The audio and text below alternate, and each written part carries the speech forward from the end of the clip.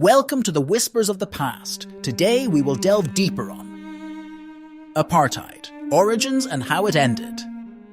Imagine a land where your worth is determined by the color of your skin, a society built on the pillars of segregation and inequality. This was apartheid-era South Africa, a chilling reminder of the past's grip on power and oppression. But where did this system of injustice begin? The seeds of apartheid were planted during colonial rule, as Dutch and British settlers claimed South Africa's land and wealth, while marginalizing its indigenous peoples.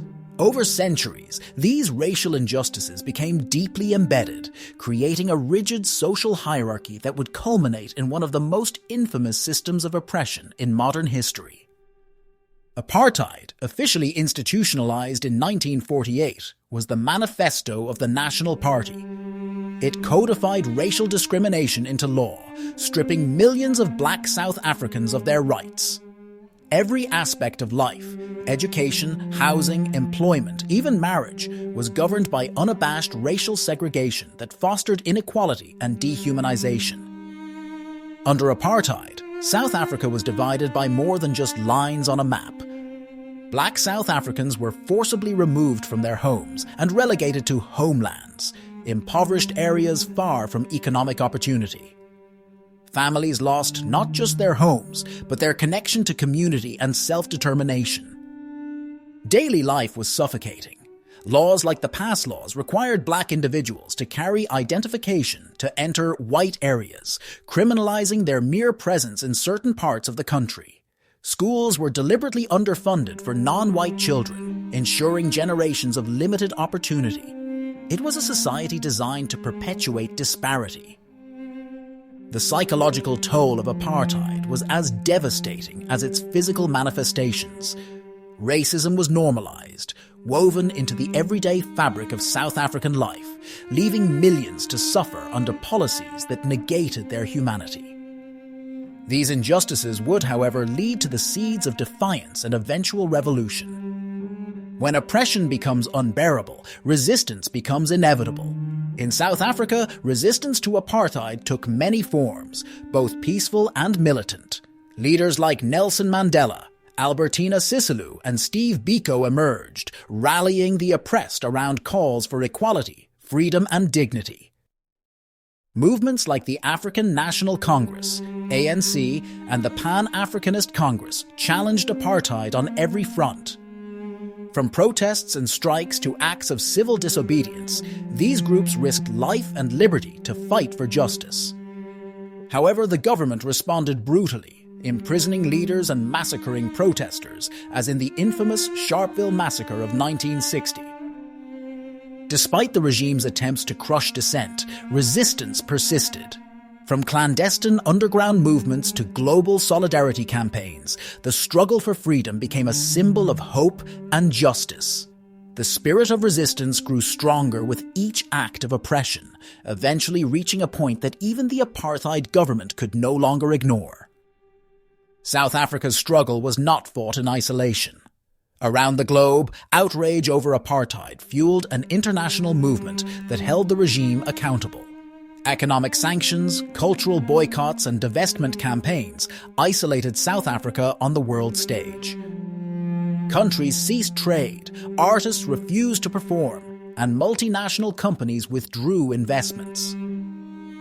The United Nations played a pivotal role, passing resolutions denouncing apartheid and urging collective action.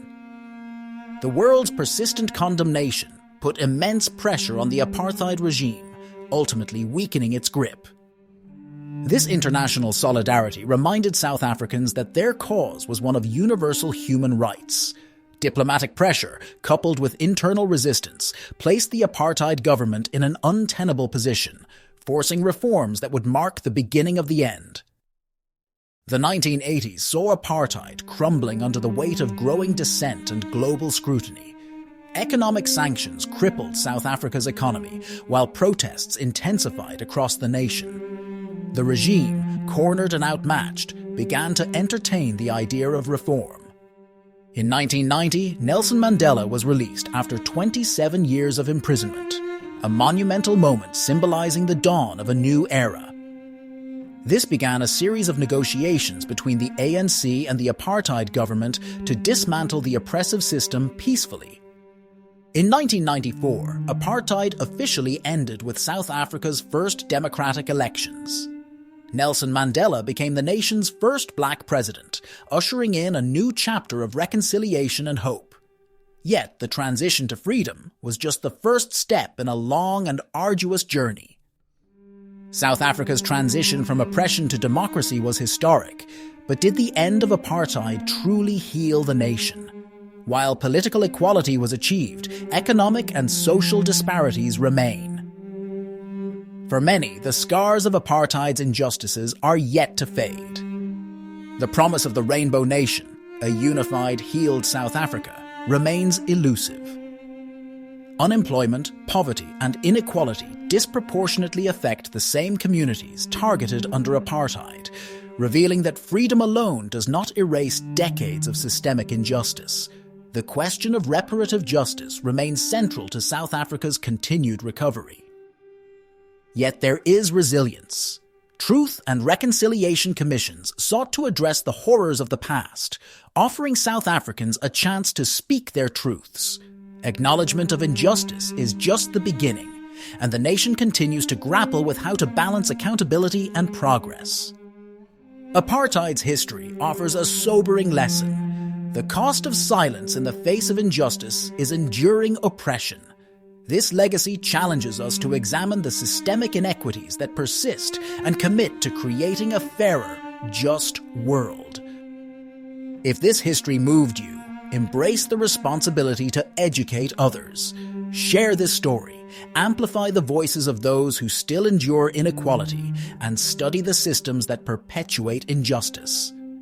By understanding the failures of the past, we can shape a future that celebrates equality, dignity, and hope for all. Subscribe now and let the Whispers of the Past lead you to answers that you seek, if you dare.